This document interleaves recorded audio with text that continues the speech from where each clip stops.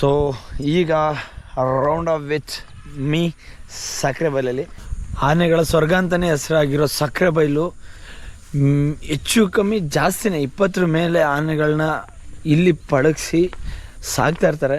But ಇಲ್ಲಿಂದ ಯಾವುದೇ ರೀತಿ ಮೈಸೂರು ದಸರಾಗೆ ಆನೆಗಳು ಇಲ್ಲಿಂದ ಹೋಗಲ್ಲ.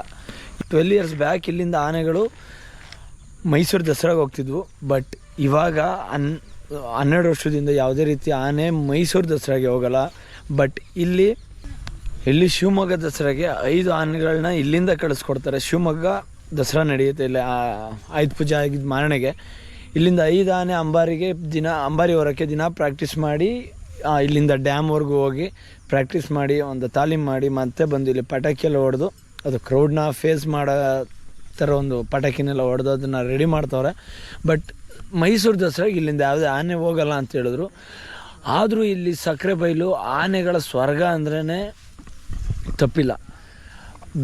ಏನಕ್ಕೆ ಅಂದರೆ ಇಡೀ ಕರ್ನಾಟಕ ಸೌತ್ ಇಂಡಿಯನ್ ಆನೆಗಳು ಏನೇನೋ ಪಳಗ್ಸೋಂಥ ಆನೆ ಕ್ಯಾಂಪ್ಗಳಿದ್ದಾವೆ, ಅತಿ ದೊಡ್ಡ ಕ್ಯಾಂಪು ಇದು. ಅದ್ರ ಜೊತೆಗೆ ಹೆಚ್ಚು ಕಮ್ಮಿ ತುಂಬ ಎಂಥ ಟಸ್ಕರೇ ಆಗಲಿ ಅದನ್ನೆಂಥ ರ್ಯಾಶ್ ಆನೆಗಳೇ ಆಗಲಿ ಎಲ್ಲ ಆನೆನೂ ಪಳಗ್ಸೋ ಅಂಥ ತಾಕತ್ತಿರೋ ಅಂಥ ಕಾವಾಡಿಗಳೇ ಆಗಲಿ ಆ ಟ್ರೈನರ್ಸ್ಗಳೇ ಆಗಲಿ ತುಂಬ ಜನ ಇರೋದು ನಮ್ಮ ಸಕ್ಕರೆಬೈಲಲ್ಲೇ. ಸೊ ಒಂದೊಂದು ಆನೆನೂ ಒಂದೊಂದು ಡಿಫ್ರೆಂಟ್ ನೇಚರ್, ಡಿಫ್ರೆಂಟ್ ಮ್ಯಾನರಿಸಮ್ ಇರೋಂಥ ಆನೆಗಳನ್ನ ನಾವಿಲ್ಲಿ ನೋಡ್ತೀವಿ. ಬಿಕಾಸ್ ಎಲ್ಲೇ ಯಾವುದೇ ರೀತಿ ತುಂಟಾಟ ಆಡೋ ಅಂಥವು ಇಲ್ಲ ರ್ಯಾಶ್ ಆಗೋಂಥ ಈ ಪ್ರತಿಯೊಂದು ಆನೆ ಇದ್ರೂ ಸೀದಾ ಸಕ್ಕರೆಬೈಲಿಗೆ ಬರೋದು. ಇಲ್ಲಿ ಪ್ರತಿಯೊಬ್ಬರು ಸಖತ್ತಾಗಿ ಟ್ರೈನಿಂಗ್ ಮಾಡಿ ಅದನ್ನು ರ್ಯಾಶ್ ಇದ್ದರೆ ಸಾಫ್ಟ್ ಮಾಡೋದೇ ಆಗಲಿ, ಇಲ್ಲ ದೇವಸ್ಥಾನಗಳಿಗೆ ಯಾವ ಥರ ರಿಯಾಕ್ಟ್ ಮಾಡಬೇಕು ಆ ಥರ ಆನೆಗಳನ್ನ ರೆಡಿ ಮಾಡೋದೇ ಆಗಲಿ, ಕ್ಯಾಪ್ಚರ್ ಮಾಡೋಕ್ಕೆ.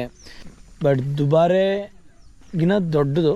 ಬಟ್ ದುಬಾರಿಯಲ್ಲಿ ದಸರಾಗಳಿಗೆ ಹೋಗೋಂಥ ನಮ್ಮ ಧನಂಜಯ ಆಗಲಿ ಇನ್ನೊಂದಷ್ಟು ಆನೆಗಳು ಸಿಗುತ್ತೆ. ಬಟ್ ಇಲ್ಲಿ ದಸರಾಗೆ ಹೋಗದೆ ಇದ್ರೂ ತುಂಬ ಹೆಸರಿರೋಂಥ ತುಂಬ ಫೇಮಸ್ ಆಗಿರೋಂಥ ಆನೆನ ನಾವಿಲ್ಲಿ ನೋಡ್ಬೋದು. ಬಟ್ ಇಲ್ಲೂ ಕೂಡ ಅರ್ಜುನ ಇದ್ದಾನೆ.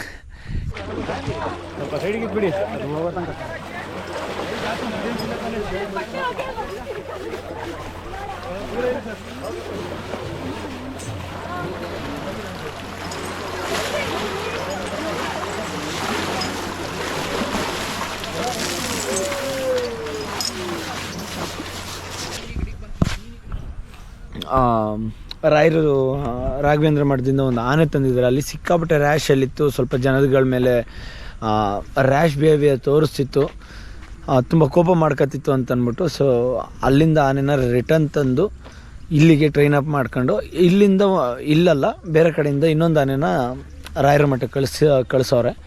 ಸೊ ಆ ಆನೆ ಈಗ ರಾಯರ ಮಠದಲ್ಲಿ ಇದ್ದಿದ್ದ ಆನೆ ಇವಾಗ ಇಲ್ಲೇ ಐತೆ. ಇವನ್ ನೋಡಿದ್ರೆ ನಮ್ಮ ಮಂಡ್ಯದ ಕಡೆ ಇದ್ದಂಗ ಅವನೇ ಕಳ್ಳ. ಇವನ್ ಕೈಲಿ ಹೆಂಗ್ ಬಾಯ್ ಬಿಡಿಸ್ಬೇಕು ಅಂತ ನನ್ಗೆ ಗೊತ್ತು.